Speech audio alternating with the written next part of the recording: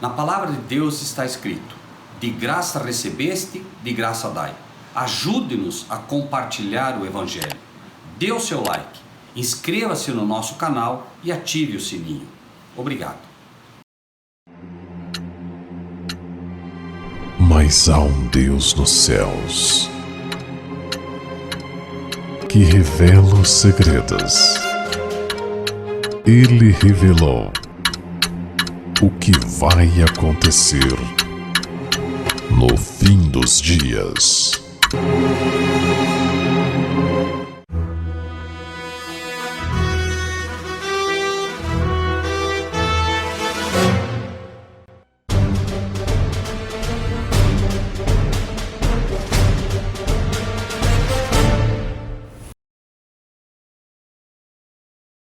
Bom, quero lembrar a todos que, embora, todos nós, obviamente, gostaríamos que a igreja, os estudos estivesse realmente cheia, como disse o pastor, não vamos nos esquecer também que Jesus com 12 fez o trabalho que talvez não poderia ter feito com milhares. É um fato que nós sempre gostaríamos realmente, que houvessem bastante pessoas, porque afinal de contas a palavra de Deus, ela é única, ela é exemplar, mas Deus o sabe. Eu convido a todos para que abram suas Bíblias no livro de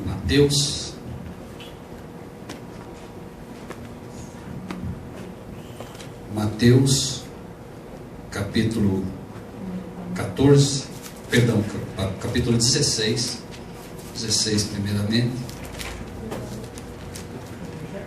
16, vamos ver o que nos reserva o Senhor nesta noite. E chegando-se os fariseus, os saduceus, para o tentarem, pediram-lhe que lhes mostrasse algum sinal do céu. Mas ele respondendo disse-lhes: quando é chegada a tarde, dizeis: haverá bom tempo, porque o céu está rubro, e pela manhã, hoje haverá tempestade, porque o céu está de um vermelho sombrio. Hipócritas, sabeis diferenciar a face do céu e não conheceis os sinais dos tempos?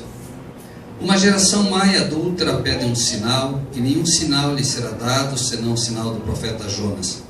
E deixando-os, retirou-se. E passando seus discípulos para outra banda, tinham se esquecido de fornecer-se de pão. E Jesus disse-lhes: adverti e acautelai-vos do fermento dos fariseus e dos saduceus. E eles arrazoavam entre si, dizendo: é porque não nos fornecemos de pão? E Jesus, percebendo isso, disse: por que arrazoais entre vós, homens de pequena fé, sobre não terdes fornecido de pão? Não compreendeis ainda, nem vos lembrais dos 5 pães para 5.000 homens, de quantos cestos levantastes, nem dos 7 pães para 4.000, e de quantos cestos levantastes? Como não compreendestes que não vos falei a respeito do pão, mas que vos guardasseis do fermento dos fariseus e dos saduceus? Então compreenderam que não dissera que se guardassem do fermento do pão, mas da doutrina dos fariseus. Irmãos, sabem que nós que procuramos estudar a palavra de Deus, nós procuramos nos esquivar de toda maneira, obviamente, de falar mal, porque a palavra de Deus chama a atenção de todos aqueles que querem realmente compartilhar a palavra, daqueles que são servos de Deus, a que não falem mal. Mas há uma diferença muito sutil entre você falar mal e falar a verdade. Muitas vezes, quando nós falamos a verdade, nós somos mal compreendidos. Somos mal compreendidos. Os profetas do passado, todos eles, se vocês observarem, Daniel, Jeremias, Ezequiel, Elias, Eliseu, todos eles foram mal compreendidos, inclusive Jesus e os discípulos. Falar a verdade nos dias que nós vivemos não é uma tarefa fácil. Não é uma tarefa fácil porque você vai perder amigos, você vai perder pessoas que você imaginava que eram realmente pessoas sinceras, e obviamente você vai se defrontar com muitas dificuldades. Agora, por outro lado, qual é a segurança que nós temos hoje de falar a verdade e ter a certeza de que o que falamos, de fato, é o que Deus quer que falamos?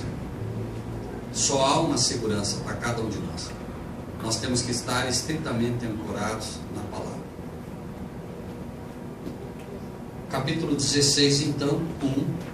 E acreditem, eu não escolho o que vou falar. Eu não digo, não, Senhor, eu vou falar sobre isso. Não. Eu estudo, coloco nas mãos de Deus e digo, Senhor, tu tens que falar para a tua igreja. Então, se Deus fala, cada um de nós podemos ouvir. E a maravilha do Evangelho é que Jesus prometeu: as minhas ovelhas ouvem a minha voz. Então pode ter certeza, se você for uma ovelha de Cristo, você vai ouvir e vai saber, né, se isso vem de Cristo ou não, ou se vem do ser humano. 16, 1. Chegando-se os fariseus e os saduceus para o tentarem, pediram-lhe que lhes mostrasse algum sinal do céu. Olha que interessante. Os fariseus não se davam com os saduceus. Eles se aturavam, eles se aguentavam. Por quê? Porque os fariseus defendiam que havia ressurreição e os saduceus defendiam que não havia ressurreição. Então eles criavam problemas entre eles enormes. Vocês imaginem os fariseus hipócritas que se julgavam conhecedores de toda a lei, de toda a palavra, agora com os saduceus, que era uma classe de ricos. A maioria dos sacerdotes era saduceus, da classe dos saduceus, e eles faziam agora guerras intermináveis por conta desse aspecto. E aí, eles não se davam bem, mas agora eles se unem com um propósito. Qual era? Tentar a Jesus.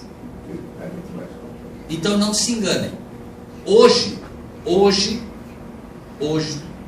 tem muita igreja se digladiando. Muitas. Católica não se dá com da congregação não se dá com esse. O testemunho de Jeová não é aceito por ninguém, e ao mesmo tempo o testemunho de Jeová também não aceita ninguém. Podem ver que as igrejas hoje elas se bicam, elas discutem entre si e não se aceitam. Todas as igrejas hoje, pelo menos as igrejas que têm doutrinas formuladas, não se bicam, não se aceitam. A Assembleia de Deus é uma espécie de exceção no meio disso tudo. Por quê? Porque a Assembleia de Deus, embora ela tenha doutrinas firmes, né, ela não tem maiores dificuldades em abrir as portas para quem realmente prega a palavra. Um exemplo disso sou eu. Eu não sou um assembleiano nada, né, mas nós estamos unidos no que realmente vale a pena. O que vale a pena se unir? Na palavra. E a igreja precisa aprender. Se o sujeito ensina a palavra, não importa que denominação ele frequente ou seja. Uma vez que você de fato ensina a palavra, as portas têm que estar abertas. É claro que é preciso ter cuidado, porque daqui a pouco, né, você coloca qualquer pessoa aí falando, tem problema. Então no coração, no final das contas, você é um assembleiano se você ensina a palavra. Agora, se você ensina a palavra, porque tem muito assembleiano também que não conhece a palavra. E não adianta, irmãos, tem joio e tem trigo em todo lugar. Então defender placas é um problema. Agora, esses homens se unem e estas igrejas vão se unir, sabe para quê? Para acusar os verdadeiros cristãos daqui a pouco. Podem ter certeza. Porque as igrejas estão se unindo e nada de novo debaixo do sol, assim como os fariseus e os saduceus se uniram. E olha o que eles queriam fazer. Chegando-se os fariseus e os saduceus para o tentarem. 16:1. O que eles queriam então? Aprender com Jesus? Não, tentarem. Pediram-lhe que lhes mostrasse algum sinal do céu. Me ajudem, por favor. Irmão, se o irmão puder, meu irmão, se o irmão puder, por favor, Lucas capítulo 2, versículo 13, pastor pode me dar uma mão, pastor? Sim. Mateus 2:2. E a Célia, se puder, Célia, Mateus 3:17. Esperem todos achar, por favor. O que é que eles pediram? O que eles pediram? Vamos lá. Então eles pediram um sinal do céu. Ok. Irmão, pode ler, irmão, o primeiro texto? De repente apareceu junto ao anjo uma multidão do exército celestial, que louvará a Deus e dizia: glória a Deus nas maiores alturas, e paz na terra, boa vontade para com os homens.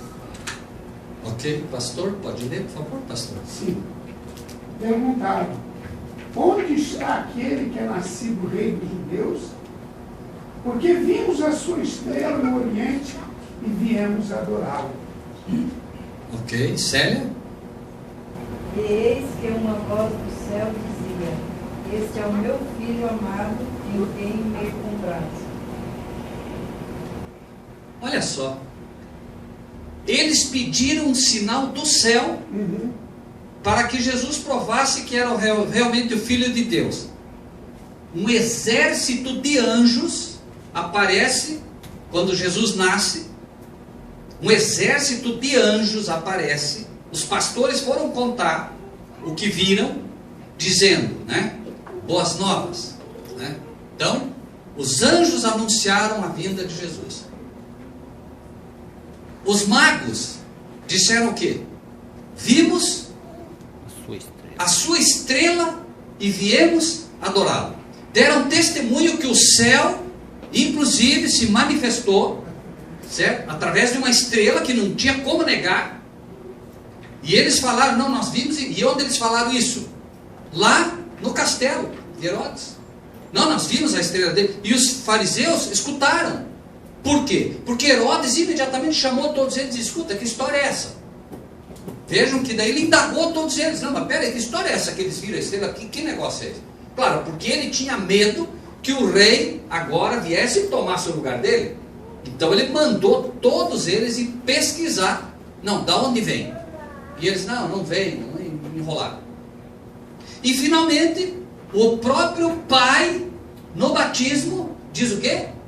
Eis o meu filho amado em quem me comprazo. E eles queriam um sinal do céu. Eles tinham 3 sinais. 3. Adiantaria Deus mandar outro sinal? Não. Vejam só. E eles, então, estavam ali, obviamente, para tentá-lo. Não adiantava, Jesus sabia.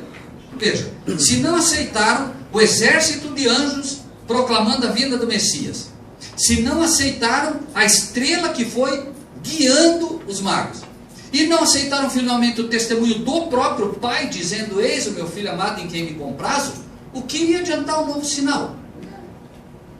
Pastor, se quiser anotar, pastor, estou vendo que o pastor está aí, se quiser, os textos são de Lucas 2,13,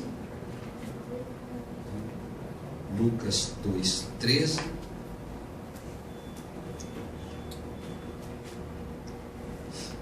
sinais, né? Lucas 2,13, Mateus 2,2 e Mateus 3,17. Aí, veja só, então eles pediram o sinal. Se fosse qualquer ser humano que não conhecesse nada disso, fosse uma pessoa ignorante, e tem, né? Assim como hoje, você abre a Bíblia e mostra uma série de coisas para a pessoa, né? Ela não conhece, então não há problema nenhum. Mas esses homens não tinham desculpa, e Jesus então vai tratá-los de uma forma muito mais firme. Por quê? Porque eles sabiam o que eles queriam, né? Mas ele, respondendo, disse-lhes: quando é chegada a tarde, dizeis: haverá bom tempo, porque o céu está avermelhado. E pela manhã, hoje haverá tempestade, porque o céu está de um vermelho sombrio, vermelho escuro, né? Hipócritas. O que é um hipócrita? Hipócrita é uma pessoa falsa. Então ele chamou eles de falsos. Vocês são falsos. Por quê? Vocês sabem diferenciar a face do céu e não conheceis os sinais dos tempos? Então ele diz o seguinte: olha, vocês sabem a diferença, né? Quando está para tempestade, quando o tempo está bom, e não sabem, ou seja, eles sabiam, por isso ele indaga, eles não sabem, mas eles sabiam, por isso ele chama de falsos. Se eles não soubessem, ele não teria chamado de falsos. Vocês são falsos porque vocês conhecem e fazem de conta que não sabem, não querem aceitar.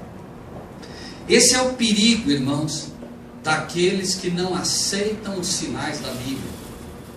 A Bíblia tem dado sinais.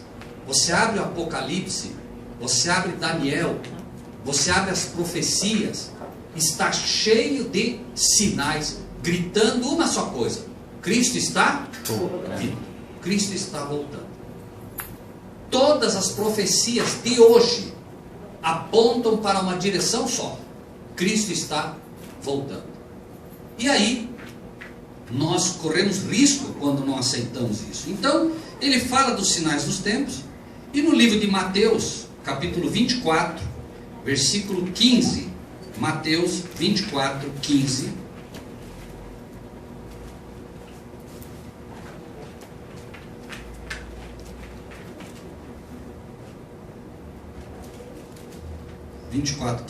diz: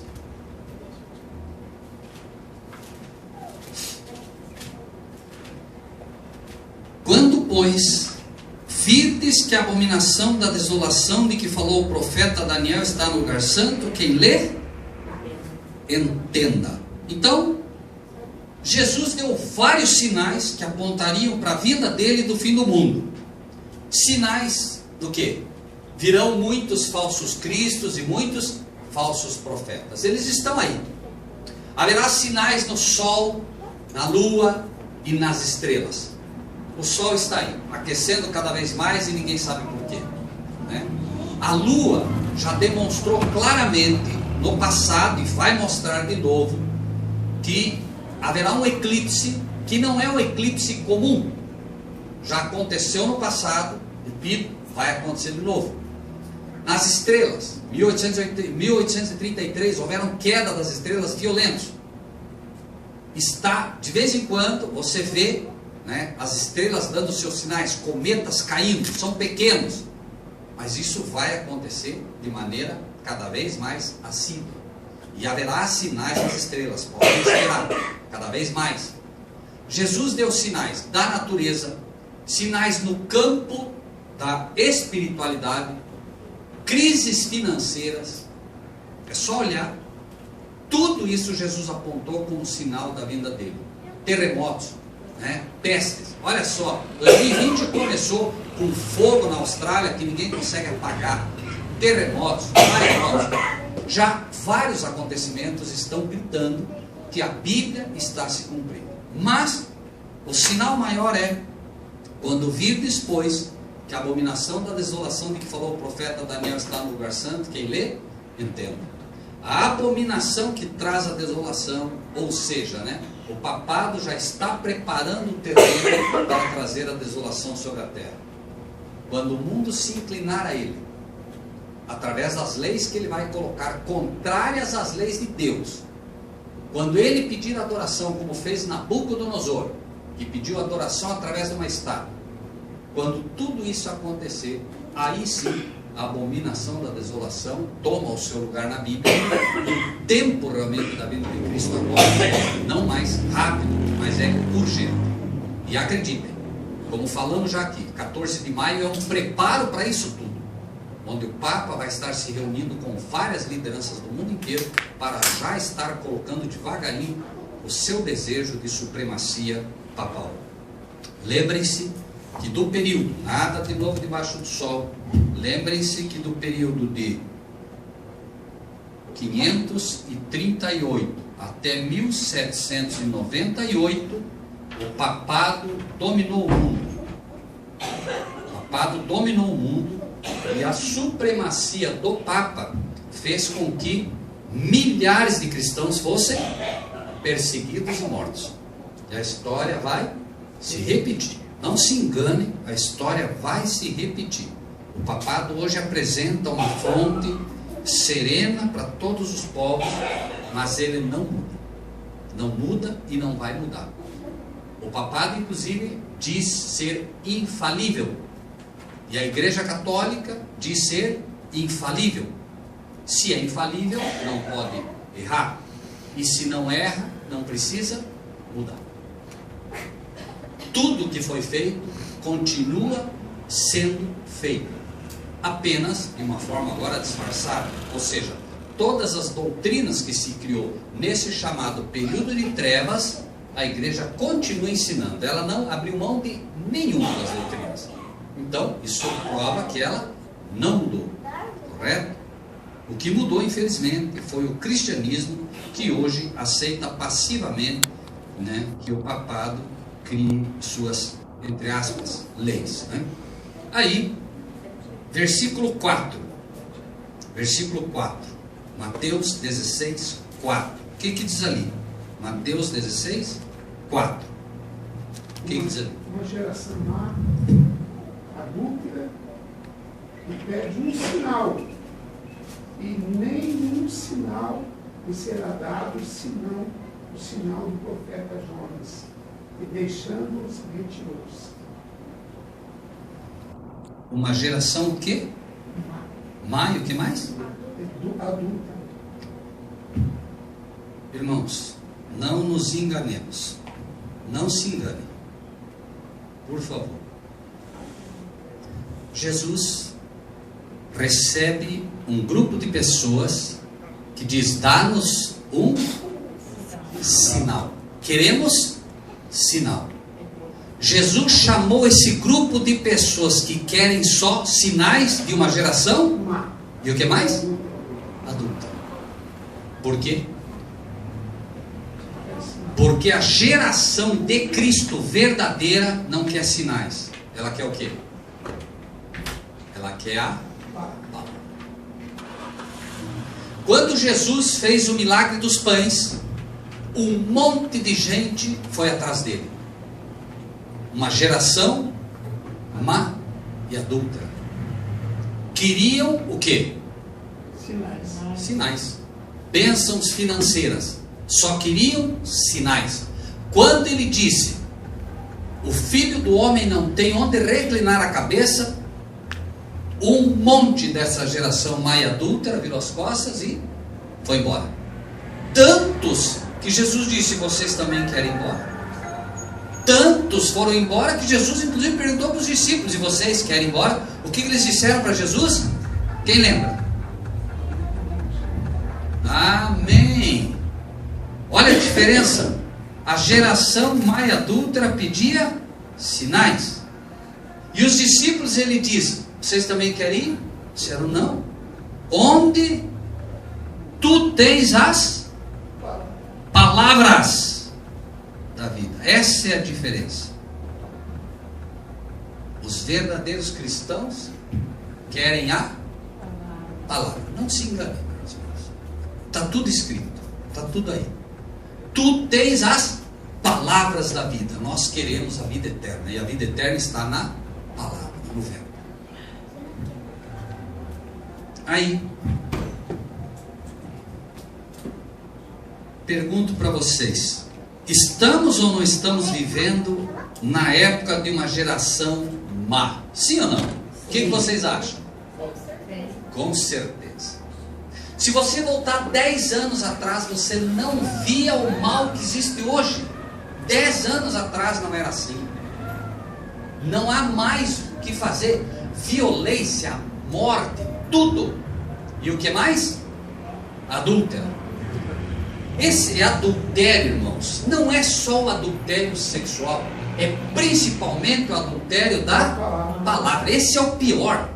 Verdade.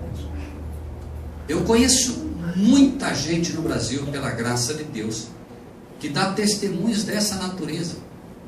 Olha, eu estava na igreja há tantos anos, nunca ouvi a verdadeira adulterada. É só olhar. O pastor esses dias até falou aqui, vocês têm acompanhado. Repito, nunca é demais. Abram a internet, vejam o que se está pregando nas igrejas. Olha o que os que se dizem pastores estão fazendo, meus irmãos. É terrível, terrível, cada vez mais, cada vez mais. Não há mais limite, não se sabe o que inventar mais. Quando você pensa que já viu tudo, eles criam uma nova doutrina infernal, um engano absurdo. Mas, de fato, e Jesus diz assim: nenhum sinal lhe será dado, senão o sinal do profeta Jonas. Aí, essa geração má e adúltera vai ficar esperando, quem sabe, que Jonas apareça. Não vai aparecer Jonas. É o sinal do profeta Jonas que lhe será dado. Que sinal do profeta Jonas é esse? Assim como Jonas esteve 3 dias e 3 noites no seio da terra, assim Cristo esteve. Porém, agora vai se cumprir Apocalipse 11, porque eles vão matar os servos de Deus. Esses servos de Deus vão estar também 3 dias, mas depois vão ressuscitar. Jesus vai ressuscitá-los como uma classe especial que nós vemos em Daniel, e eles vão ficar esperando Jonas. Lembrem-se de João 16: expulsar-vos-ão das sinagogas. Vem mesmo a hora em que aqueles que vos matar cuidará fazendo um serviço a Deus.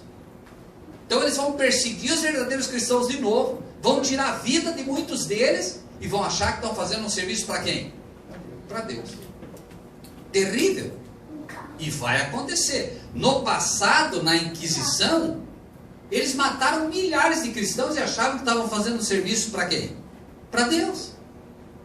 E estavam obedecendo quem? O papado. A história vai se repetir. E nós estamos, infelizmente ou felizmente, Deus o sabe, quase lá. Mateus 12, versículo 40. Mateus 12, versículo 40. Pois, como Jonas esteve 3 dias e 3 noites no ventre da baleia, assim estará o Filho do Homem 3 dias e 3 noites no seio da terra. Como disse, porém, lembre-se que Apocalipse 11 agora vai falar das 2 testemunhas de Jesus que passarão pela mesma coisa.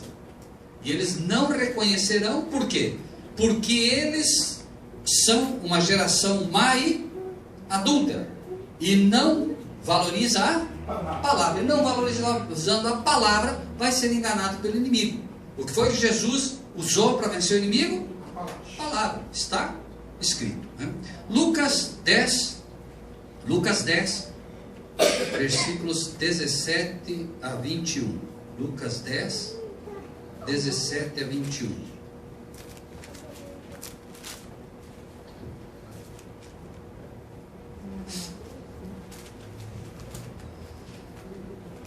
Diz: e voltaram 70 com alegria, dizendo: Senhor, pelo teu nome até os demônios se nos sujeitam. E disse-lhes: eu vi a Satanás como um raio cair do céu. Eis que vos dou poder para pisar serpentes, escorpiões e toda forma de inimigo, e nada vos fará dano algum. Mas, o que diz ali? Não vos alegreis, porque se vos sujeita os espíritos. Alegrai-vos antes, por estar o vosso nome escrito nos céus. Olha só, Jesus então dá a eles poder para que eles operem milagres, sinais. E eles vão e operam. Mas Jesus disse o que para eles? Não se alegrem pelos sinais, alegrem-se porque o nome de vocês está escrito no livro da vida. Isso é que realmente tem valor. Teu nome escrito no livro da vida. Mateus 7, 21 a 23. Porque é perigoso você viver e querer apenas milagres. Mateus 7, 21 a 23. Nem todo o que me diz Senhor, Senhor, entrará no reino dos céus, mas aquele que faz a vontade do meu Pai que está no céu. Então não é todo que diz Senhor, Senhor, mas aquele que faz a vontade do meu Pai que está nos céus. Muitos, quantos? Muitos me dirão naquele dia: Senhor, Senhor, não profetizamos em teu nome? Olha só. Em teu nome não expulsamos demônios? E em teu nome não fizemos muitas maravilhas, algumas Bíblias dizem sinais, e então eu lhes direi abertamente o que? Nunca vos conheci, apartai-vos de mim, vós que praticais a iniquidade. Veja só, profetizamos em teu nome. Eles dizem, profetizar. Vocês conhecem igrejas aqui no Brasil que estão profetizando em nome do diabo? Eles usam o nome de quem? De Jesus. Estão profetizando, entre aspas, em nome de Jesus. E o que mais? Expulsando? E o que mais? Fazendo muitos prodígios. É só o que você vê na televisão. Você, a partir das 11 horas da noite, mais ou menos, se você ligar a televisão, eu não perco tempo com isso, mas enfim, se você ligar, vai rodando os canais para você ver. Só tem profeta. É só profeta. E todos disputando quem faz mais milagre. Mas a palavra de verdade não existe. E aí, e não adianta se enganar, irmãos. Às vezes nós queremos como pessoas, sabe, nós não pode falar mal. Por favor, falar mal é mentira. Falar mal é mentira. E Jesus deixou claro, irmãos. Jesus foi perfeito, ele deixou claro. Vocês dizem que expulsam em meu nome, fazem milagre, mas eu vou dizer abertamente. Por quê? Porque a gente tem medo às vezes de falar isso abertamente. Por quê? Não é fácil. É muito parecido. As coisas são muito parecidas. Ah, bom, vocês têm medo de falar? Eu vou dizer abertamente, com muita clareza: apartai-vos de mim, os que praticais a iniquidade. Ele diz: aquele que faz a vontade do meu Pai. E ele mostra quem é que faz a vontade do Pai. São aqueles que procuram se apartar da iniquidade. Os verdadeiros servos de Deus, eles buscam constantemente a santificação. Buscam separar-se do pecado. Iniquidade é pecado. Essa é a prova de que um homem e uma mulher realmente estão fazendo o trabalho que agrada a Deus. E por quê? Porque Deus diz: o meu desejo para vós é a vossa santificação. É isso que Deus espera do ser humano. Então, quem hoje, repito, quem hoje prega a teologia da prosperidade e diz que a lei não está em vigor, que não precisa se santificar, que a graça basta, não precisa nada, cuidado. Quem realmente ensina, e essa é a desculpa, não, eu aceitei Jesus, né? Cuidado. Deus. Por isso que muitos têm aqui, aceita Jesus e nunca mais ir para a igreja. Claro, há um engano. Acontece que uma coisa é falar que aceitou Jesus, outra coisa é provar que aceitou Jesus. Você prova realmente que aceitou a Jesus quando a lei de Deus está no teu coração. Jesus diz: quanto amo a tua lei, é a minha meditação dia e noite. Está registrado lá no livro de Salmos. Davi escreveu, mas Davi escreveu inspirado por Cristo. É Cristo ali quem está falando através de Davi, né? Então, existe uma regra que Cristo estabelece para saber quando você realmente faz os milagres através dele. Os que se separam da iniquidade. João capítulo 15. João capítulo 15.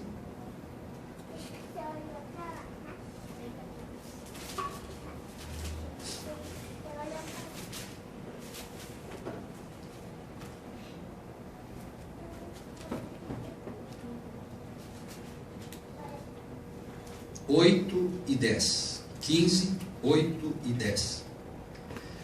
Como o Pai me amou, também eu vos amei a vós. Acharam aí? João 15, 8 a 10. Perdão, o 8 primeiro.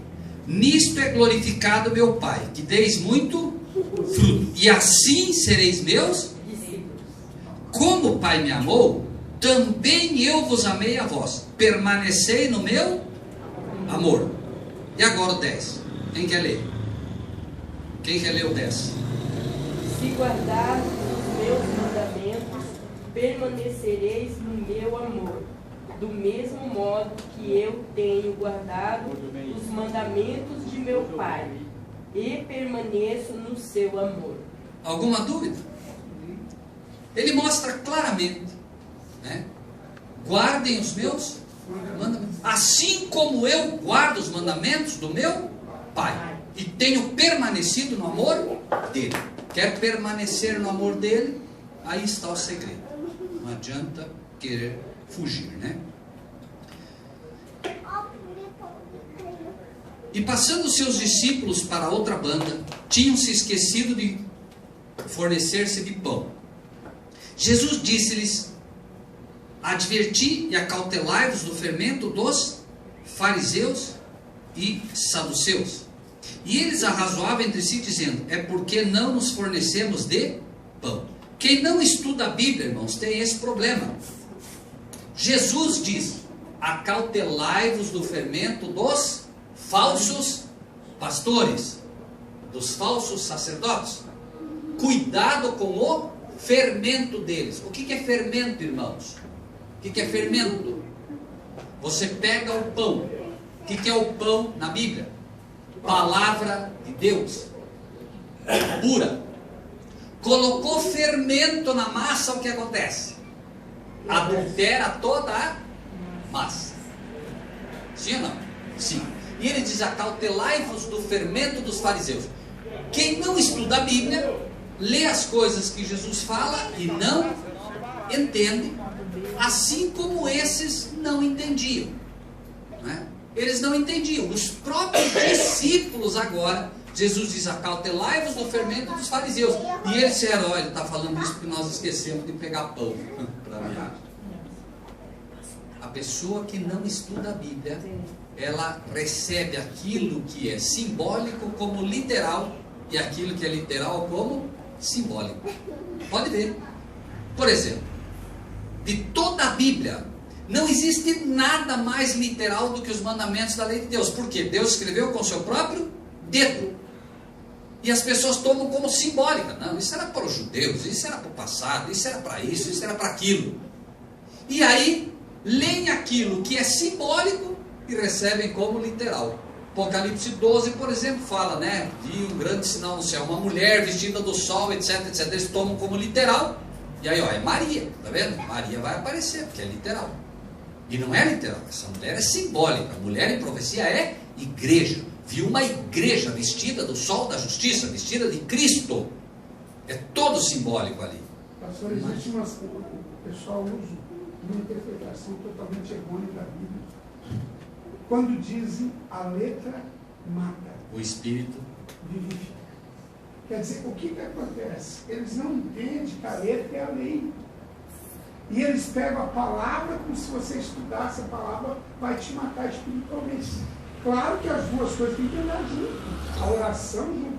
Mas eles querem, de qualquer forma, extinguir a palavra, trazendo algo que não é bíblico. Perfeito. A letra não mata. Muito bem. A letra que está falando ali é a lei que o homem quer impor. Muito bem, pastor. Na verdade, é perfeito. Lembre-se, ele diz: a letra mata, o Espírito vivifica. Por quê? Porque os fariseus adulteravam a palavra. Adulteravam. Então eles diziam, por exemplo, né, um desses adultérios que o pastor fala. Lembram que eles chegam e dizem assim: vós invalidais os mandamentos de Deus pelas vossas tradições. É isso que ele estava falando. Então eles pegavam a palavra e adulteravam. Diz, por quê? Moisés disse, né, honra teu pai e tua mãe. De onde ele extraiu isso? Da lei, mas a lei correta. Então, ele disse, olha, Moisés disse, honra teu pai e tua mãe. E vocês dizem que aquilo que podia se aproveitar de vocês, ou o pai de vocês, agora é corbã. Eles criaram uma palavrinha, que nem está na Bíblia, criaram essa palavra corbã. Então eles diziam o seguinte, olha, né, eu poderia cuidar de você, pai e mãe, poderia cuidar de vocês, mas agora o que eu tenho eu ofereci, virou corbã, virou santo ao Senhor. Então eles não davam agora para cuidar dos pais, das mães, deixavam eles sofrer, invalidando o mandamento, que honra teu pai e tua mãe, não cuidavam deles, porque diziam, não, isso aqui eu dediquei para o Senhor, então não posso usar para cuidar de vocês. Terrível. E é o que o pastor falou, quer dizer, adulteravam, e aí sim, diz, ó, a letra mata, mas o espírito vivifica. Quando você lê a Bíblia em espírito, ou como uma pessoa espiritual, nunca que ela vai te matar. Agora, se você lê apenas a letra, aí não tem. Você não vai entender nada, né? E aí, logicamente, vai ser, infelizmente, nesse particular, Lutero foi um exímio estudioso da palavra. Mas quando ele chegou em Apocalipse, ele apenas ficou na letra. E aí ele teve problema. Aí ele leu o Apocalipse e disse assim, eu não vejo no Apocalipse senão bestas, feras e problemas e não sei o que. Claro, porque ele não conseguiu ler o Apocalipse em espírito. Agora, quando você entende, né, de forma espiritual, o Apocalipse não é um livro de guerra, de confusão, não. É mais uma porção da carta de amor de Deus. Apenas tem que aprender a ler em espírito. Nós estudamos aqui, né, praticamente todo o Apocalipse. Entender espiritual, né, pastor? Por isso, entender de forma espiritual. Por isso ele diz, né, o homem carnal não compreende as coisas do espírito, porque ele se discerne espiritualmente. Então não tem jeito. O homem carnal vai ser isso aí, ele fica só na letra, né? Então, muito bem. 8. Então, eles arrazoavam, 7. Eles arrazoavam entre si, dizendo, é porque não nos fornecemos de pão. E Jesus, percebendo isso, disse, por que arrazoais entre vós, homens de pequena fé, sobre o não vos termos fornecido pão? Não compreendeis ainda, nem vos lembrais dos 5 pães para 5.000 homens de quando vocês levantassem? Quer dizer, já esqueceram daquela lição? Será que aquela lição, vocês vão ser igual aos outros, que olharam e acharam que aquilo lá era só porque eu queria dar pão para as pessoas? Vocês esqueceram da lição, né, que o pão que eu realmente ofereço é o pão da vida? Vocês esqueceram que eu mandei recolher tudo e sobrou cesto para que cada um levasse um pouco para casa, porque você de graça recebeu, de graça tem que dar? Toda a lição era espiritual e eles estavam ficando na letra também. Também estavam na letra. Por quê? Eles viram e estavam só na letra. Eles tinham que entender aquilo de forma espiritual, mais profunda. Né? Entender que aquele pão que foi feito o milagre apenas exemplificava o verdadeiro pão da vida, a palavra que você tem que se alimentar. E por isso ele mandou recolher e distribuir de novo para que todos comessem, né? Então agora ele diz assim, por que arrazoais entre vós, homens de pequena fé, sobre o não vos ter fornecido de pão? Vejam o que diz 1 Coríntios 10, 11. 1 Coríntios 10, 11.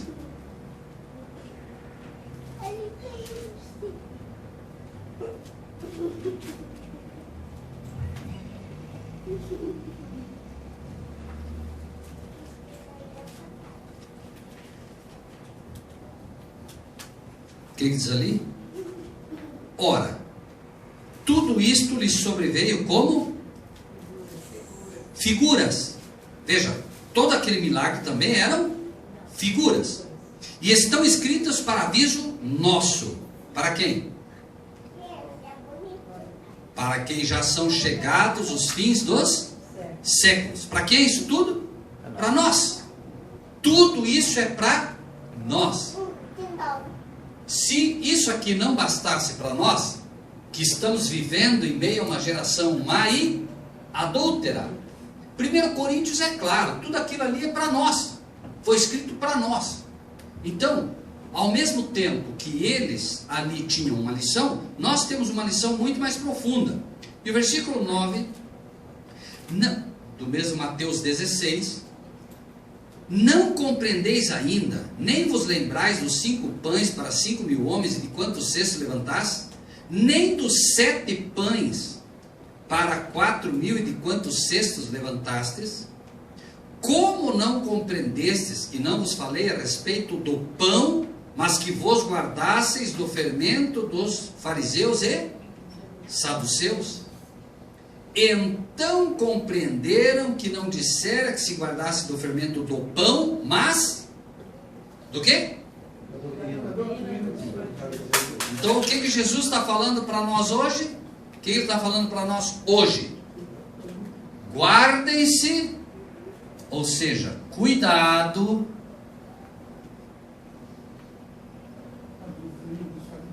das doutrinas dos fariseus. São o quê? Falsos. Cuidado com a doutrina dos falsos. Precisa repetir de novo? Abre a televisão, liga a televisão, um pastor, entre aspas, chorando, um pastor, entre aspas, se enxugando, jogando o pano com o seu suor para os outros, como se fosse o próprio Cristo. Irmãos, é só olhar. E a Bíblia diz, cuidado, cuidado, porque eles enganam mesmo. Você olha aquilo tudo, é um testemunho aqui, um testemunho ali, um testemunho ali. Cuidado com a doutrina dos fariseus. Cuidado, não se engane. Porque se possível enganariam os próprios eleitos. Então não é uma brincadeira. Se você for pelo que está vendo, se você for pelo que está vendo, você cai. Tem que ficar pelo que está escrito. Não adianta. Aí, Lucas capítulo 12, versículo 1. Lucas 12, 1.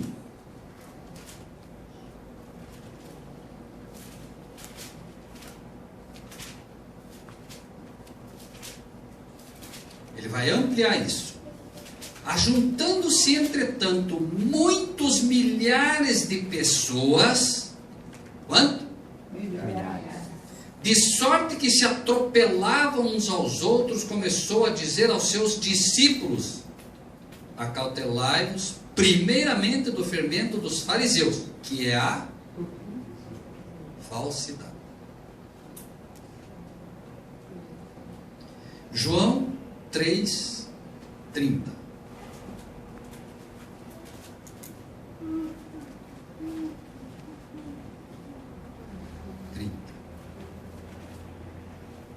João 3:30. Qual é a segurança que nós temos? O que diz ali? João 3:30. Agora sim. Salvaguarda. É necessário que ele cresça e eu diminua. Pergunto: todos esses pastores midiáticos que estão ali estão querendo que Jesus cresça e eles diminuam? Sejamos francos.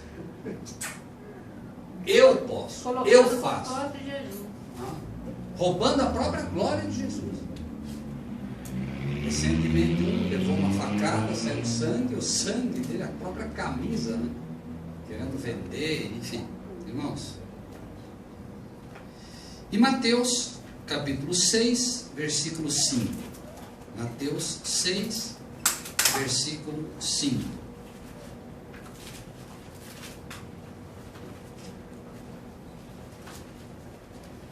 E quando orares, não sejas como os falsos também, pois se comprazem em orar em pé nas sinagogas, as esquinas das ruas, para serem vistos pelos homens. Em verdade vos digo que já receberam o seu galardão. Esses homens querem aparecer, glória para si mesmos. 13. E chegando Jesus às partes de Cesaré de Filipe, interrogou os seus discípulos, dizendo: quem dizem os homens ser o filho do homem?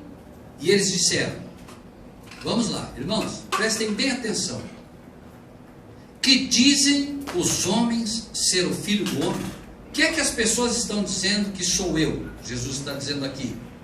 E eles disseram, uns diz que é João Batista. Mateus 16, versículo 14. Uns dizem que é João Batista, outros dizem que é Elias, e outros Jeremias ou um dos profetas. Meus irmãos e irmãs, quem vocês dizem que é Jesus? Um dos profetas? Elias?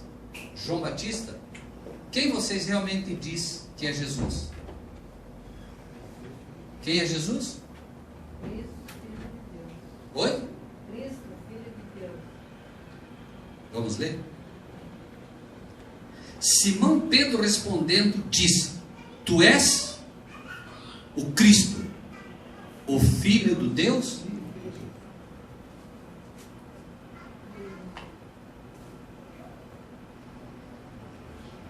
O que é que todo cristão verdadeiro vai declarar como uma doutrina básica do Evangelho? Tu és o Cristo. Quem? O Filho do Deus vivo. Irmãos, isso pode parecer muito simples, mas acreditem, várias igrejas já estão ensinando que Jesus de fato não é o Filho de Deus. Várias igrejas já estão ensinando que na verdade ele não é o Filho literal de Deus. Ele apenas assumiu esse papel na chamada doutrina da Trindade. Então o Pai, Deus Filho, Deus Espírito Santo, é esse o ensinamento hoje, mas ele não é de fato Filho, ele apenas assumiu este papel. E isso é um perigo, porque essa declaração tem que ser muito simples e muito clara. Quem é Jesus Cristo? Ele é o Filho do Deus vivo. Várias doutrinas já não ensinam mais isso. Várias. E o diabo vem com 1001 enganos. O unicismo ensina o quê? Quem lembra? O que o unicismo ensina? Que o Pai e o Filho são o mesmo ser. Então, nenhum dos dois é filho, nenhum dos dois é pai. Já está errado. E é o que o inimigo tem feito, de forma muito sutil. Tente convencer um unicista que o pai é um e o filho é outro, para você ver. Está difícil para entender isso? Está confuso? Não, está escrito, né? Agora, Jesus respondendo disse-lhe, e vai dizer para você também, se essa for a tua crença: Bem-aventurado és tu, Simão Barjonas, porque não foi carne e sangue quem te revelou, mas meu Pai, que está nos céus. Então, se você consegue declarar, sem dúvida nenhuma no teu coração, de que Jesus é o Filho de Deus vivo, sabe quem te revelou isso? Quem? O Pai, através do seu Espírito. E acredite, daqui a pouco você declarar isso, você vai ser chamado de louco, de fanático e de um crente que não sabe nada da Bíblia, porque eles vão tentar te convencer de que de fato ele não é o Filho de Deus. 18. E aqui vem um problemaço, né? O 18. Pois também eu te digo que tu és Pedro, ou Cefas, dizem algumas versões. E sobre esta pedra edificarei a minha igreja, e as portas do inferno não prevalecerão contra ela.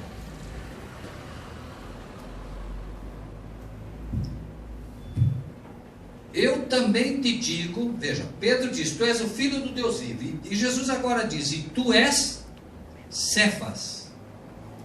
Cefas quer dizer uma pedrinha. Cefas quer dizer uma pedrinha movediça, ou seja, uma pedra que se move, uma pedra que você pode tirar do lugar, uma pedra que se move. Eu também te digo que tu és Cefas, pedrinha, e sobre esta rocha edificarei a minha igreja, e as portas do inferno Não se prepararam. Então, Jesus aqui, segundo o papado, Jesus aqui estabelece Pedro como cabeça da igreja. Vamos ler capítulo 18 de João, versículo 25. João 18, 25. Quem achar e quiser ler, por favor. João 18, 25. E Simão Pedro estava ali e aquentava-se. Disseram-lhe, pois, não és também tu um dos seus discípulos? E ele negou e disse, não sou. Vejam bem, Pedro, tu és pedra, e sobre esta rocha edificarei a minha igreja, e as portas do inferno não prevalecerão contra a rocha. Mas aqui, pouco tempo depois, Pedro fez o quê? As portas do inferno venceram ele. Ele nega o próprio Cristo. Foi vencido ou não foi?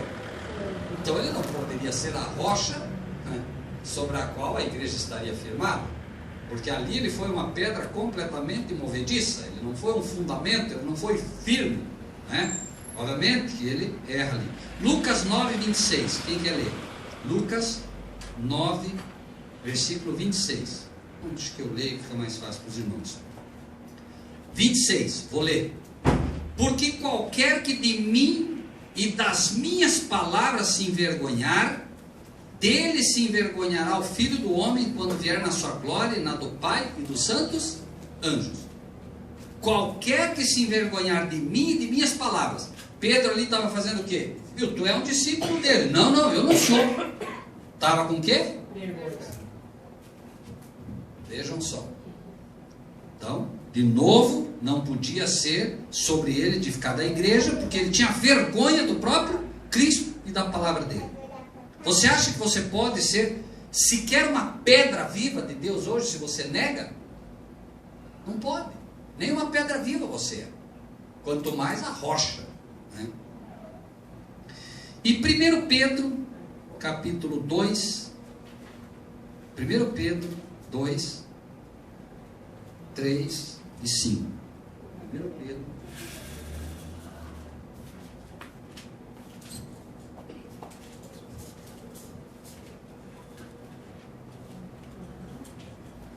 Vamos ler agora. 2, 3.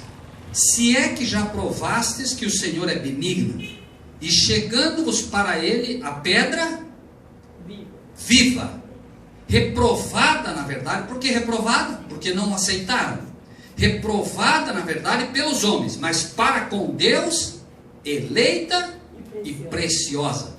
Vós também, vejam bem, agora olha o que ele diz: chegando-vos para ele, para Cristo, a pedra viva, reprovada na verdade pelos homens, mas para com Deus eleita e preciosa. Vós também como pedras vivas. Esse era o Pedro agora. Pedras vivas, mas vós também, não só ele, todos que aceitam a Cristo, vós também como pedras vivas sois edificados casa espiritual e sacerdócio santo, para oferecer de sacrifícios espirituais agradáveis a Deus por Jesus Cristo. Quem é a grande rocha então? Cristo Jesus, sem absolutamente nenhuma dúvida, né? E aí, eu te darei as chaves do reino dos céus, e tudo que ligares na terra será ligado nos céus, e tudo que desligares na terra será desligado nos céus. Pedro então, diz aqui, Jesus diz que vai dar as chaves para ele. O que isso significa? Chave do Evangelho. Amém. Perfeito. Mateus 18. Mateus 18, 18. Embora seja simples para a gente, né? Diz, olha só, 18, 18. Em verdade vos digo que tudo que ligares na terra será ligado no céu, e tudo que desligares na terra será desligado no céu. Também vos digo que se dois de vós concordarem na terra acerca de qualquer coisa que pedirem, isso lhes será feito por meu Pai que está nos céus. Então Pedro, aproximando-se dele, disse: Senhor, até quantas vezes pecará meu irmão? Então, fica claro para todos nós que a verdadeira rocha, que é Cristo, né, é aquele por quem, de fato, Deus edifica a sua igreja. Ele é o fundamento, né? O próprio apóstolo Paulo fala, né? Pus eu como o firme fundamento, que é Cristo Jesus, e ninguém pode pôr outro fundamento. E com esse encerramos.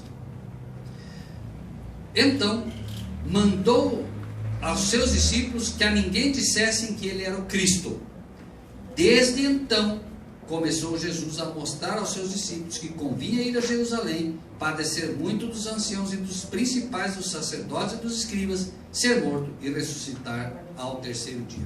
Somente a partir de agora, Jesus começa a falar para os discípulos do que ia acontecer com ele, porque até então eles não estavam prontos. Agora eles veem os fariseus chegar já unidos, fariseus e saduceus, para persegui-lo, tentarem, pediram um sinal, já tinham visto. Jesus agora começa a prepará-los para que eles pudessem entender finalmente que Jesus iria padecer, seria perseguido e finalmente morto. Quando você consegue entender que Cristo é a rocha viva e que você não pode fazer parte de uma geração má e adúltera, e você começa agora a valorizar a palavra, agora sim Jesus já pode começar a te dizer o que vai acontecer. E é por isso que os irmãos aqui já sabem muito do que vai acontecer, estudando um livro que a maioria não quer ler porque tem medo, que é o Apocalipse. Mas por quê? Porque agora nós já estamos, de certa forma, mais preparados para ouvir, porque já sabemos que todo Apocalipse, na verdade, ele está ancorado na verdadeira rocha, que é Jesus, porque senão é apenas letra, e se for apenas letra, a gente fica simplesmente com medo, como Lutero, né? Eu creio que nós podemos de todo o coração agradecer a Deus, irmãos, pelo que Deus nos tem dado, porque se Deus abre o Apocalipse diante de nós, se Deus nos fala esse tipo de coisa, a razão é uma só: Deus quer nos preparar para que aquele grande dia, quando Cristo vier como rocha viva na glória do seu Pai, nós estejamos prontos. Acredita, quem não estiver pronto quando a rocha dos séculos, que é Cristo Jesus, vier buscar os seus, quem não estiver pronto vai ser esmagado pela rocha. Por quê? Porque certamente Cristo vem buscar suas pedras vivas, mas muitos não estarão prontos e, infelizmente, esses que fazem parte da geração má e adúltera não poderão aguardar, né? Vão querer se esconder e finalmente serão, infelizmente, destruídos. Que Deus nos abençoe grandemente, possamos todos nós, cada dia, valorizar esta palavra que nos prepara para aquele grande dia. Amém? Amém. Na palavra de Deus está escrito que nós devemos compartilhar o que recebemos. Assim, se você gostou desse vídeo, dê o seu like, inscreva-se no nosso canal e ative o sininho.